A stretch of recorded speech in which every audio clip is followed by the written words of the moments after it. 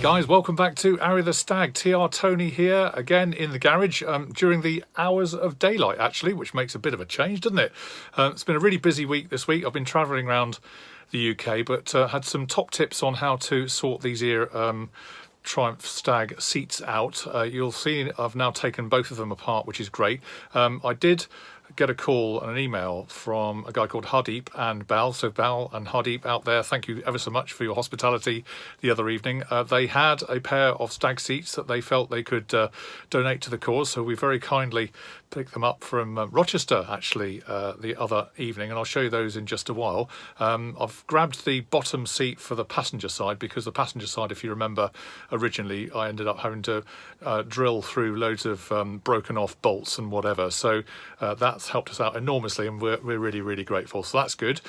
Separately, I've had an email from a guy called Jeff who recommended a company called Tristan's in Southampton, who are very good at shot blasting, bead blasting and powder coating. I've been recommended for these seat frames to be done, so that's the current plan. The guy I spoke to, Chris, who's a really nice guy, said that it's probably best if I take the mechanisms that I've left off of here, and so they can have a really good go at it, and I can drop them off in due course.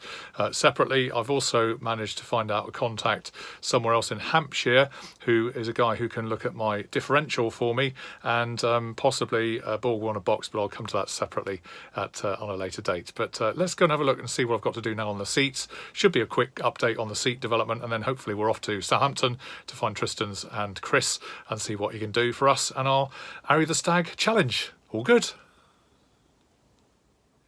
I thought I'd start off with the driver's seat first of all, and the mechanism that's still stuck in there is in fact this lever here, as you know, which when you lift up it allows the seat back to move forward to let your rear passengers in. These are little monkeys here, these bolts here are absolutely welded in. I'm going to try it with Harry's impact driver in a minute. The other two fixings on the base of the mechanism here, you can just see them in the shade, look pretty straightforward, he says confidently. They just look like ordinary bolts I can unwind and take off. If I can get all that off, I'll be really chuffed, because then we have a clear seat back in which we can then take to be shot blasted and powder coated in due course. This may be mission impossible, but if you remember, these were the head restraints that I managed to uncover from what was left of the headrests. That one is still to do actually. I'll need to do that. I kind of stopped mid-flow. Whether they can do much about these or not, I don't know, but it's worth a go. If I can rescue the original part of the Stag, that would be good. It's not particularly, it is surface pitted and corroded, but might be worth a quick shot blast as long as it's delicately done, or soda blasted or whatever. But I'll ask Chris and let us see if he can let us know. But that's how that's the before. This is the after. I'll tell you what, guys, I am so chuffed. This is Ari the Stag's himself, his own personal impact driver. I tried it with an ordinary screwdriver just now, that didn't help. I tried it with a wrong fitting posi on the end of this thing. This one's a slightly more pointed one, probably has a name or a number for it, I never know what the difference is. PZ2, whatever that means, no doubt I will learn. So it made mincemeat of these, literally whacked them through, shook them up, and they're both straight out. So I'm so chuffed. Look at that, fresh bolts, nicely finished, nothing snapped, and happy days, we can take this mechanism out now, so I'm really pleased about that. Excellent news. And with a very simple little 7/16 spanner, you can see I'll crack these off obviously off camera, but they're all coming out as well, so that's terrific. So help you undo it, Tony, not do it up, by the way, for those watching in black and white. Yeah, so that's good news. All those bolts are coming out, which means hopefully I can take out the mechanism. The only thing I'm not too sure about is this here plastic knob and bracket. I don't want to destroy these, they have to come off to get the mechanism out. I know I can get hold of these from Rimmer Brothers, but I want to be a bit careful about this because I don't want to damage them if I can at all avoid it. But I'll just go off and take all those out, and I'll come back to you shortly. Good news, eh? As ever, it's always the what you think is going to be the easy thing that gives you the most jip, isn't it? So luckily I've managed to get this off. I thought horribly for a minute I'd snap this bit of metal off. I'm afraid I had to use a bit of a persuader, which you can see down there.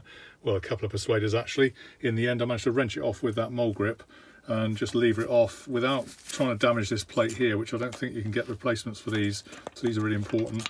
And I don't think there's anything in that hole that's metal, so it has just levered off. I think it was glue with araldite or something. It's obviously pretty crummy condition, so anyway, I can replace those hopefully from Rimmers or others, and we now have the mechanism clear, so I can now just dismantle. Yeah, let's take it to bits. And if anybody's doing this at home, what you've got to do is come to this end to undo that little lock bolt going across the Bowden cable here to pull it all the way through from the other end. So that's how it all pulls out. It's got a locker block on the end there, so it has to come a bit like a bicycle cable, brake cable. It has to come out this end first to release that. And there you are. You can see I've removed the that's where the lever went on up here by my thumb. This was the bolts that I took out, and that's the Bowden cable with the block on the end of it, just like a bicycle cable. And I've had to take the outer off, so that's now all the way and off the seat. So I think we're now clear. Actually, we have a bareback seat. Happy days. Just put it back together just so we know where it all is, and I'll pop it in the bag over here with all the other parts so we don't lose them, because half of these will be gold dust, I'm sure. The plastic pieces are already in there, by the way, so I've made sure of those. As I keep saying, car restoration isn't linear. There's no guarantees, so I've just started here on this side on the passenger seat. This bolt's come out okay, but look what's happened here. It's actually rounded off, so I'll have to get a new bolt to go in here. I don't think that'll be too hard to find, but just interesting. I'll have to get the mole grips on it and try and wind it out manually, but it has moved at least, so that's good news in terms of pulling this one apart. But all centre tries, isn't it? Joys.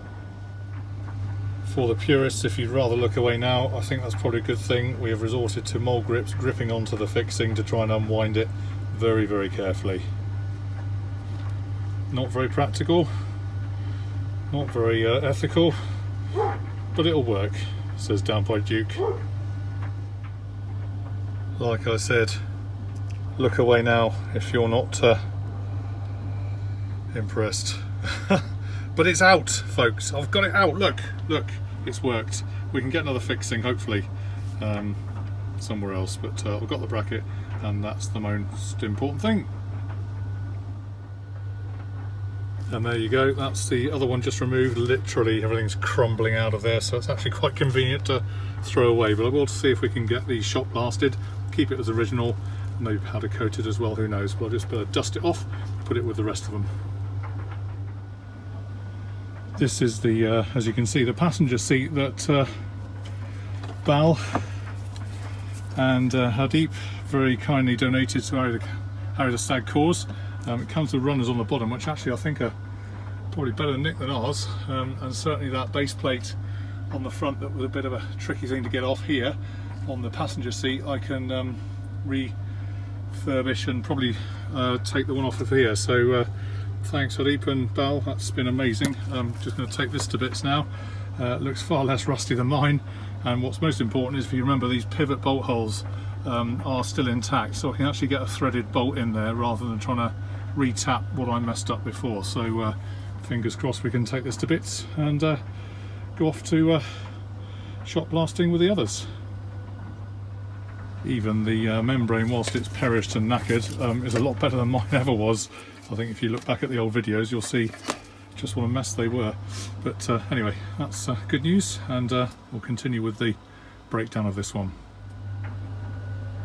And with these, we're really, really lucky. We don't need to get the impact driver on. Both bolts have come out actually by hand. So that's a joy to see. And most importantly, we get to keep this plate. I angle grinded it off the other passenger seat of ours, so I'm grateful for that bracket at the front now, which will be on the car in future.